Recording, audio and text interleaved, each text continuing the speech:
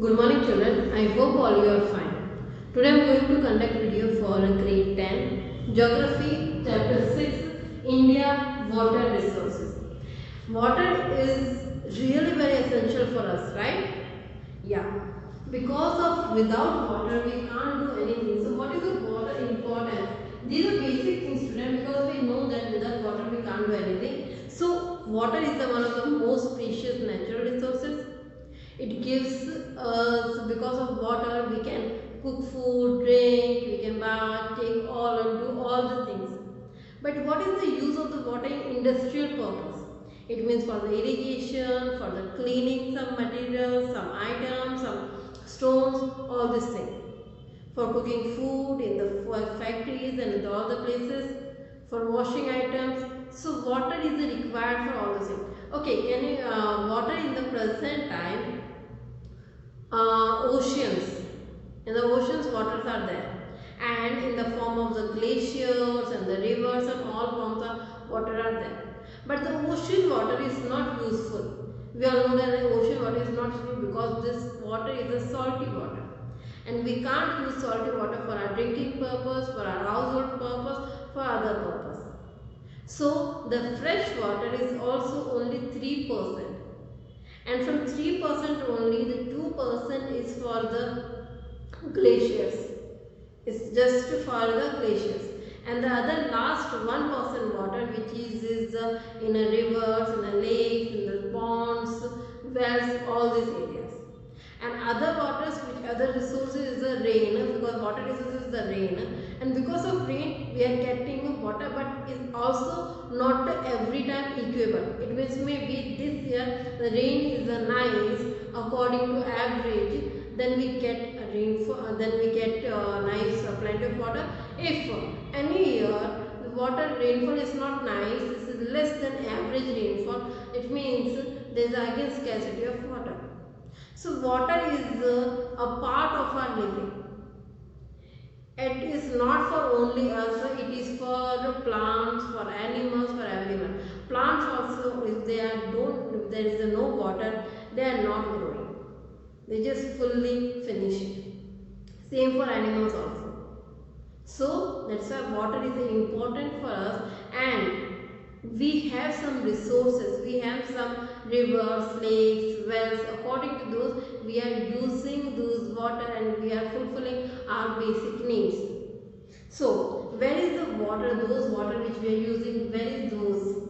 Those water in the rivers. Especially we are using rivers water, or wells and tanks. But wells and tanks we are not able to use as everywhere, because according to river we can use for the irrigation also, we can use for the transportation also, we can use for the industrial thing also, and we can use for the through the pipeline, through the supply material for the household also. But the other things we can't use. So now in this chapter we are studying about the rivers. The first main topic is the rivers of India.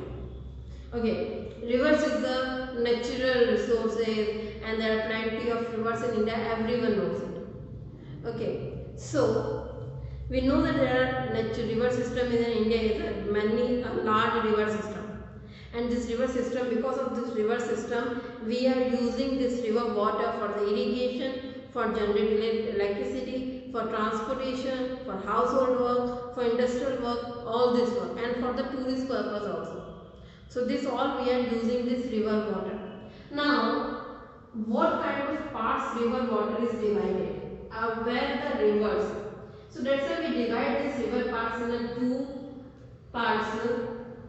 North rivers of North India and the rivers of South India. This is the North India. Rivers of North India, and this is the rivers of South India. And South India rivers is also divided into two parts, east flowing and west flowing. Later this I am going to show one picture, one map, India's map. Just look at it, that how many rivers in India and what is the thing. This is the picture, and according to this, see, These all are the rivers in India. And in this system, you are able to see that why the east flowing and the west flowing, they are coming. Because some rivers is starting from the west side and some rivers is starting from the east side. So that's why. And when we come for the North India, there are a huge difference for the only 3 rivers. And those 3 rivers are the main rivers in the North India, which is the Indus, the Ganga and the Brahmaputra. And those river system is a large spreading in the whole North India. So now we are going to study about the rivers of North India. In the North India, we know about there are 3 important rivers are there, which is the Indus, the Ganga and the Brahmaputra. First we are studying about the Indus River. The Indus River, you heard about the Indus civilization also? Yes. So the Indus River, it is or the Sindhu River. This name is also Sindhu River is also considered. The Sindhu River rises from the Kailash, Tibet. In Tibet, the mountain is there, which is the Kailash River, and according to some stories, it is known as the Lord Shiva's home. So it is started from them, and it is flow north-west floods. Okay, and it is from the northwest side, and after that its flow is turned into the Pakistan, because the direction of this is from the India's this area map is there. Then from here to this is the area. This is the Pakistan area. So this is its flow. And with this there are 5 more rivers are joined, which is the Ravi, Chenab, Jhelum and Vyas. Okay, and those all rivers are the North India's rivers. Okay, this rivers is the India. There are total length of this river is 2,897 kilometers, but in India it is only flow 790 kilometers. India it is flow only 790 kilometers, 709 kilometers. Sorry, 709 kilometers India is flows, and it is many tributaries, which is I already told you. There are 5 tributaries, which is Satluj, Chenab, Jhelum, Ravi and Vyas. Those are the tributaries of Sindhu River, and the name is also Indus. Now the second one we have to read about the Ganga River. The Ganga, very important and the very spiritual importance river for Hindus, because there are many more stories about the Ganga's rivers in history also, and according to spiritual religious things also. So the Ganga River is the largest river of the India, we know that, and its total length is 2525 kilometers.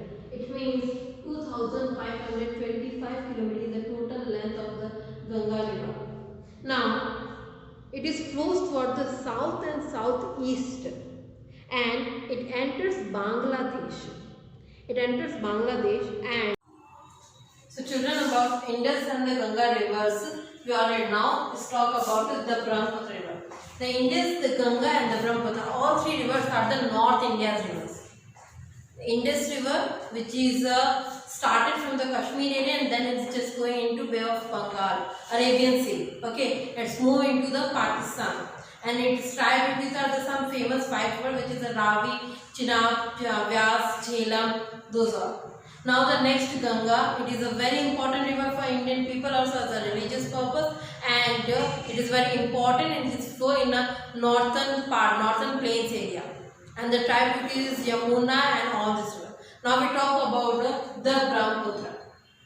The Brahmaputra river is near the Lake Manas Sarovar, which is in a Tibet, and it flows towards the east. So it is a start from the Manas, which is in a Tibet. Okay.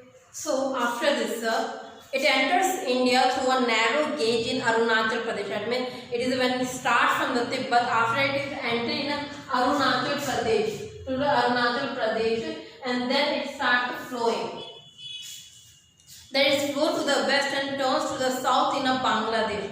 After the flowing in the down, it's just turned into the south and just go into the Bangladesh, which is India's neighboring country, where it joins the Ganga, and its length is 2,589 kilometers. This is the Brahmaputra river. Now we talk about the rivers of South India. In the rivers of South India, there are already I told you there are two types of rivers. It is divided into two types. One is the east flowing, second is the west flowing. So first one we talk about the east flowing rivers, and the second one is the west flowing. Okay. In east flowing river, there are famous river is the Mahanadi, Kaveri, Krishna and Godavari. The four rivers are the famous in the east. First one is Krishna, Kaveri, Godavari and Mahanadi. These four are the east flowing river. Okay, about Krishna, Kaveri river, you know that it is a very important river for Karnataka and Tamil Nadu, and with this river only there are more issues is also there. We talk about Mahanadi. It is rises in a Shiva range and flowing towards the east, and its length is Mahanadi 851 kilometers. Then the next is Godavari. It is the longest river in South India. It rises in the Triambaka. It is the Triambaka mountain, and its flow towards the east. Its length is 1,465 kilometers. Next one is Krishna, which is started from the Mahabaleshwar, and after its flow from the southeast direction, and its length is 1400. Next is the Kaveri river. It starts from the Kodagu districts, and its flow in the east and joins the Bay of Bengal. All these four rivers joins the Bay of Bengal. Okay, so that's why they are calling east flowing rivers. Next, the west flowing river. There are two important next flowing rivers. West flowing river. First one is Narmada, and second one is the Tapi.